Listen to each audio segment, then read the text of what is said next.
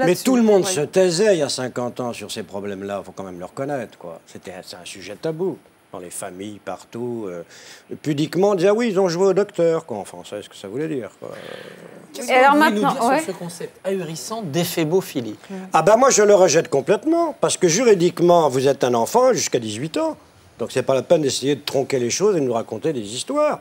Un éphèbe à 18 ans est un enfant, point barre. Donc il n'est pas une exception. Mais mon père, et d'ailleurs il y a un deuxième terme qu'on a appris de votre bouche qui manque pas de charme, c'est auto-érotisme ce soir. Oh bah oui. Enfin, vous ne connaissiez pas le terme. Vous ne connaissiez pas ce terme. Non, je sais ce que ça désigne, mais je ne l'ai jamais formulé comme ça. Je suis vraiment ravie que vous soyez dans cette émission pour découvrir le terme qui va avec la pratique. Je vais vous poser une autre question. Comme vous êtes connu pour votre franc-parler, c'est plutôt agréable venant d'un homme d'église.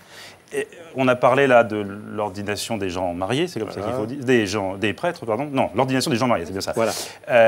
Vous ne trouvez pas qu'on a plutôt affaire à une église qui est quand même un petit peu engluée dans ses archaïsmes, qui a trouvé en la personne de Benoît XVI, quelle que soit sa très grande qualité intellectuelle... Nous sommes gouvernés par des vieillards. Mais est-ce qu'il n'y a pas quand même... Parce qu'on parle aujourd'hui beaucoup de ces scandales, et à juste titre.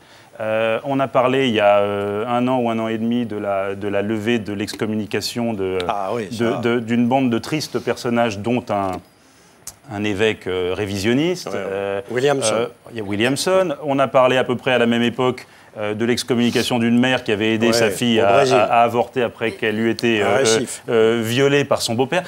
Est-ce qu'on n'a pas quand même une église qui a un vrai besoin, sinon d'évolution, parce que j'ai bien compris que la vocation de l'Église n'est pas de se moderniser, mais en tout cas de ne pas régresser encore davantage. Mes petits-enfants le verront peut-être, mais je crains que moi, non.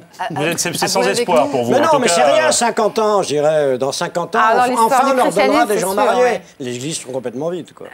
En Occident. Mais est-ce qu'on peut dire clairement, on est plutôt parti pour Vatican -2 que Vatican III? Moi, je suis pour Shanghai Ier, quoi.